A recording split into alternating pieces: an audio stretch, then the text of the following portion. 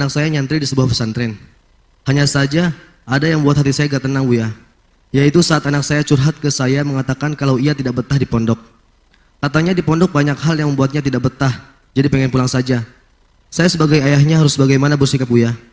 Saya bersyukur anak saya mondok, tapi di satu sisi jadi tidak tenang saat telepon dengan anak, lagi-lagi dia mintanya pulang saja, Buya.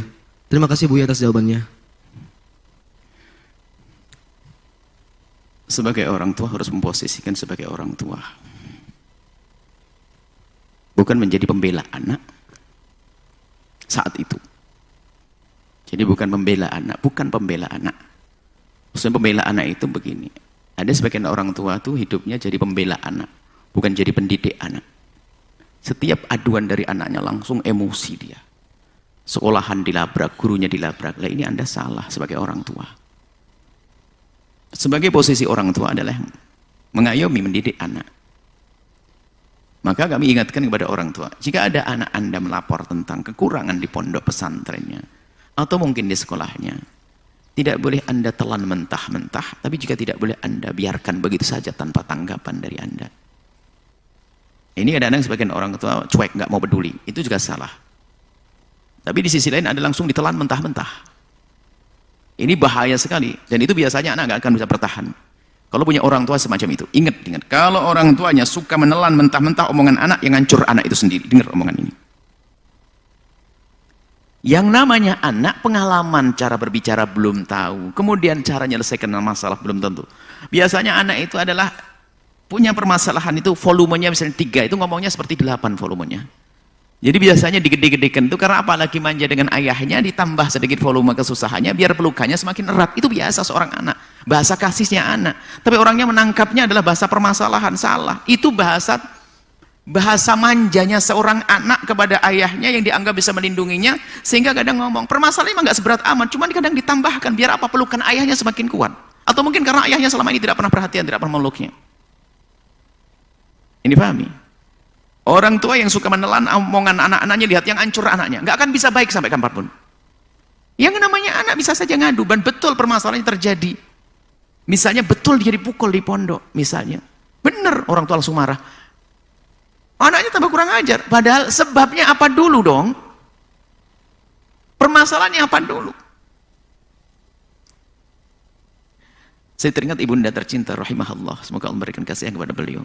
Yang namanya saya santri kan biasa, yang namanya pelanggaran ada, hampir semua santri yang nggak langgar pun, kata guru kita yang belum pernah merasakan pukul, sini saya kasih pukulan. Kami itu pulang ada merah di sini, habis dipukul. Kita sembunyikan agar Umi itu tidak marah. Nggak tahu, nggak sengaja kelihatan, duh, kenapa tanganmu? Di rotan. Bagus, itu sebetulnya yang dipukul adalah setanmu. Gitu tak? Nggak pernah, kamu diketun, bapak saja, Umi saja pernah mukul. Nggak ada Umi saya begitu. Itu yang dipukul setanmu. Setelah itu dia baru ditanya, kenapa kamu dipukul? Itu pun setelah tempo waktu. Alhamdulillah saya punya umi seperti itu. Ada sebagian orang, kenapa kamu? Apa saya tidak pernah mukul? Kurang ajar ustadznya. Siapa itu? Wah, iya, kalau yang mukul ustadz biasa saja nggak rela. Tapi kalau mudirnya saya terima. Loh, ribut. Ini wali santri atau preman ini? Preman aja sudah banyak baik hari ini. Ini loh yang banyak. Wali santri, kalau gampang menelan mentah-mentah omongan anak-anak yang rusak. Sebab anak itu kadang bahasa manja.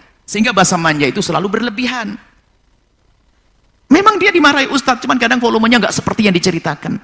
Maka redam dulu nak, tidak akan marah gurumu kecuali karena ingin kebaikanmu. Dengar nak. Tapi iya.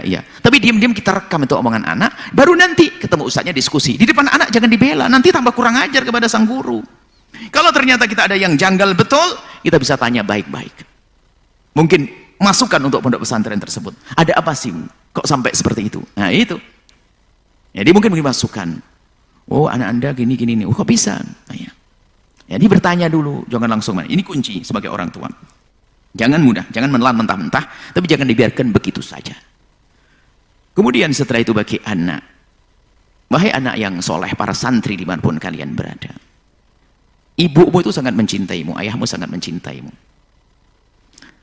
Maka tenangkan hati mereka. Jangan biasa membicarakan sesuatu yang kurang enak di pondok. Karena membuat beliau gelisah dan susah. Tapi kalau ingin membicarakan adalah dengan bahasa diskusi, bukan pengaduan. Telepon jarang, gara-gara telepon, ma, kenapa nak? Tadi siang hari ini nggak dapat makan. Nggak dapat makan. Wah, langsung kok bisa kamu gini. Dipikir setiap hari nggak dapat makan. Padahal hanya hari itu saja nggak dapat makan, padahal salahnya dia. Sudah disiapin makanan, nggak diambil. Akhirnya nggak tahu siapa yang ngambil, setelah itu atau diringkesi sama pengurus. Padahal yang salah dia. Orang tua yang marah, pikirannya gelisah gara-gara santrinya, anaknya ngomong, dipikir setiap hari nggak bisa makan. Anak saya nggak dikasih makan, nggak dapat makan. Lah ini alamat rusak hatinya wali santri, menjadi tidak pasrah dengan pondok pesantren, awal kehancuran. Pondok pesantren manapun tempatnya, tentu ada kekurangan. Sebab di dalamnya adalah ijtihadnya para murabbi. Untuk mendidik anak, ada kekurangannya di sana, di sini, itu wajar. Anda sebagai wali santri, hendaknya merasa memiliki pondok pesantren tersebut untuk ikut mendukung dalam kebaikan. Bukan kerjaannya protes saja, komplain terus, nggak berkah nanti pada akhirnya. Ini nasihat kepada siapapun yang mondokkan anaknya di pondok pesantren manapun. Kami tidak bicara tentang pondok kami. Al-Bahjah bukan. Banyak wali-wali santri seperti itu. Bukan seharusnya pondok, sekolah pun kalau ada komplainan, kalau ada anak-anak itu anak kita di sekolah manapun kok ngadu tentang sekolahnya, ya jangan langsung ditelan mentah-mentah.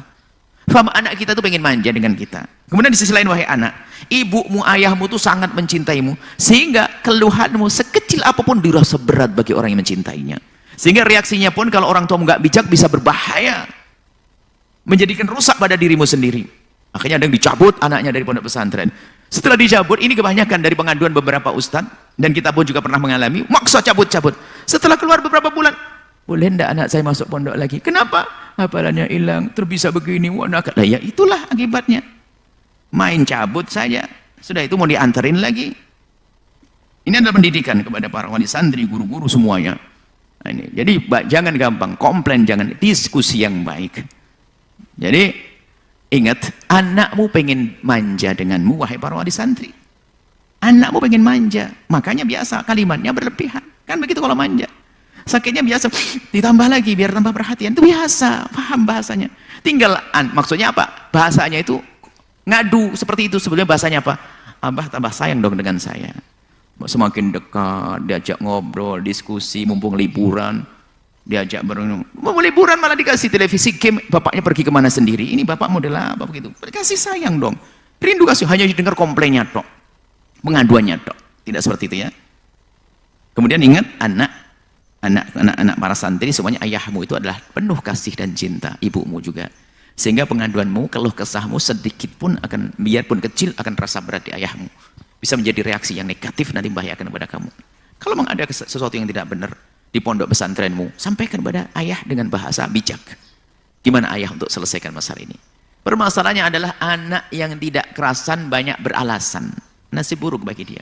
Sudah tidak kerasan banyak beralasan. Macam-macam, pengen dikeluarkan, pengen pulang dan sebagainya. Tambah tidak karu-karuan mondoknya. Berkah juga tidak ada nanti. Mestinya kalau merasa tidak kerasan, minta petunjuk gimana, minta doa kepada orang tua.